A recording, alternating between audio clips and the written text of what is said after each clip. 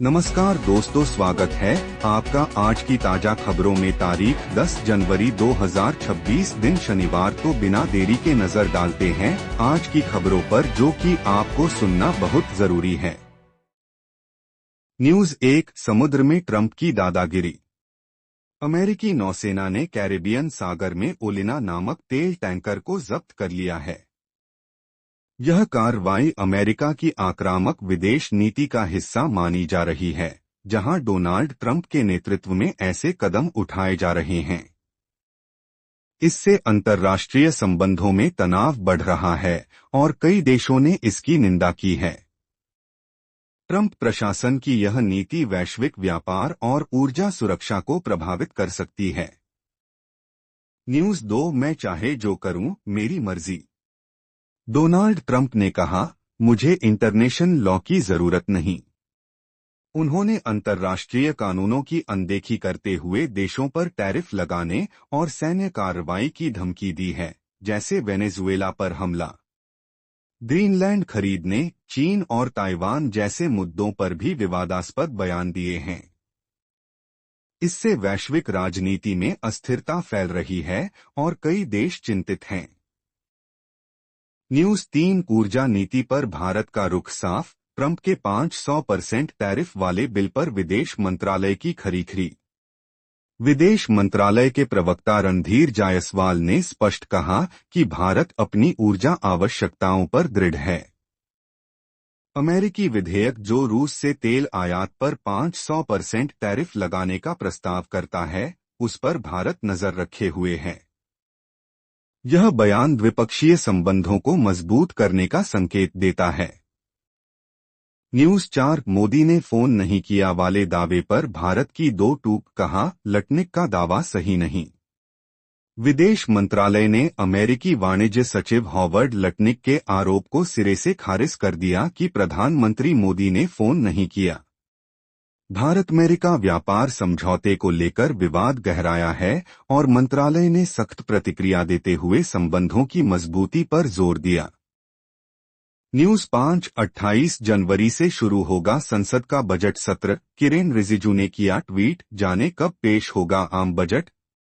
संसदीय कार्य मंत्री किरेन रिजिजू ने सोशल मीडिया पर घोषणा की कि बजट सत्र 28 जनवरी से 2 अप्रैल तक चलेगा। आम बजट पेश करने की तारीख जल्द बताई जाएगी।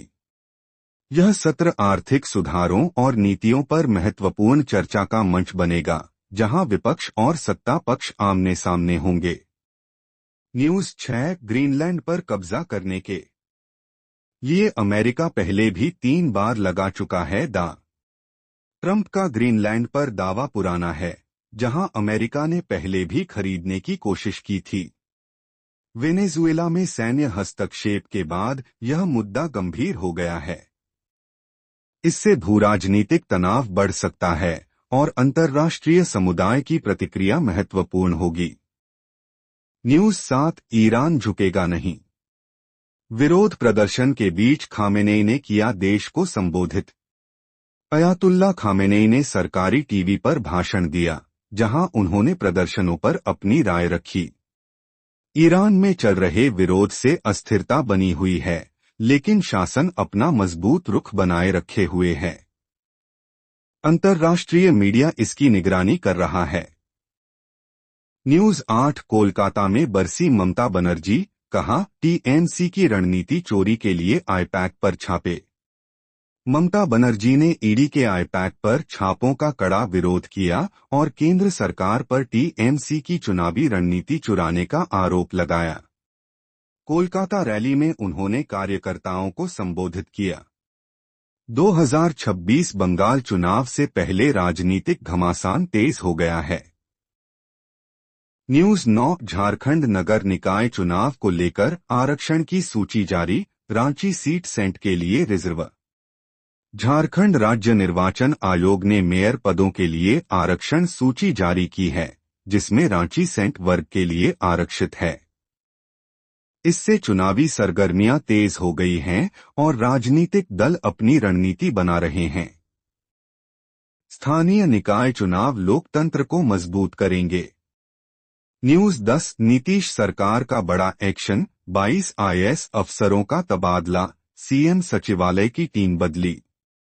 बिहार के मुख्यमंत्री नीतीश कुमार ने 22 आईएएस और 11 पास अधिकारियों का तबादला किया है। मुख्यमंत्री सचिवालय और जिलों में बड़े बदलाव हुए हैं। यह कदम नए साल में प्रशासनिक दक्षता बढ़ाने के लिए उठाया गया है। न्यूज़ 11 बिहार में 71 आईपीएस अफसर का ट्रांसफर, कुंदन कृष्णन को मिली ये बड़ी जिम्मेदारी। नीतीश सरकार ने 71 आईपीएस अधिकारियों का तबादला किया है, जिसमें कुंदन कृष्णन को डायरेक्टर जनरल बनाया गया। यह फैसला 9 जनवरी को लिया गया, जो कानून व्यवस्था को मजबूत करने का प्रयास है। पुलिस विभाग में नए बदलाव से सुधार की उम्मीद। न्यूज़ 12 हाजीपुर में भाजपा नेता के भाई की संदिग्ध मौत, घर में मिला गला रेता हुआ शव। भाजपा नेता के भाई और दवा कारोबारी राजीव कुमार का शव घर में गला रेता हुआ पाया गया। इस घटना से इलाके में सनसनी फैल गई है।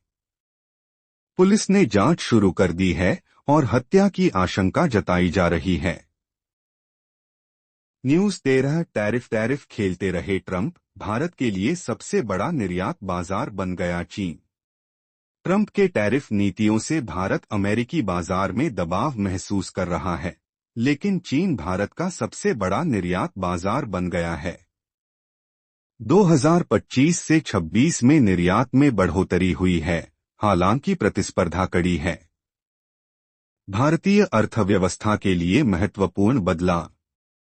न्यूज़ 14 लिंक्डइन पोस्ट पर लाइक क्या किया, टूट गया ऑफिस का नियम।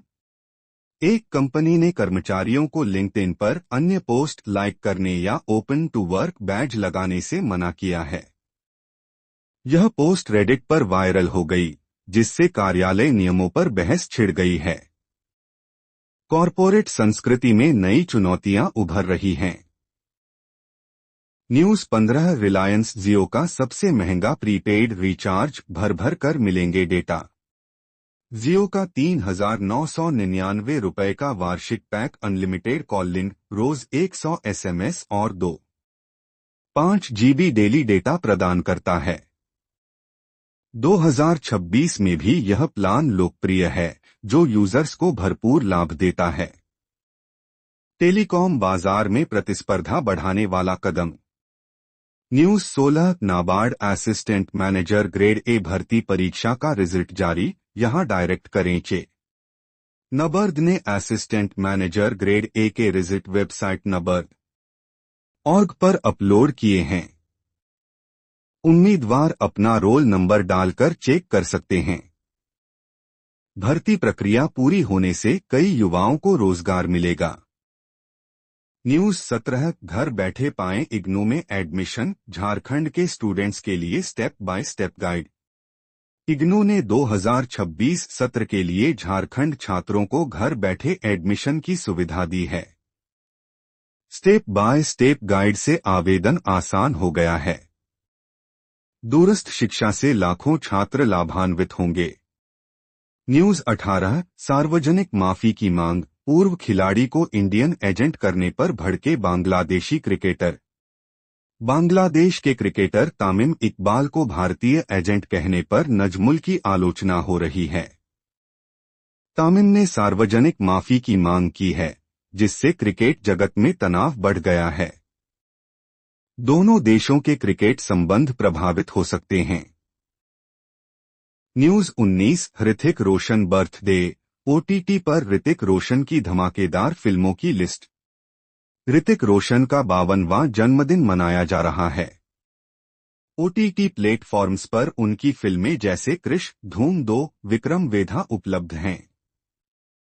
उनके करियर की 7 बेहतरीन फिल्में फैंस देख सकते हैं, जो एक्शन और ड्रामा से भरपूर हैं।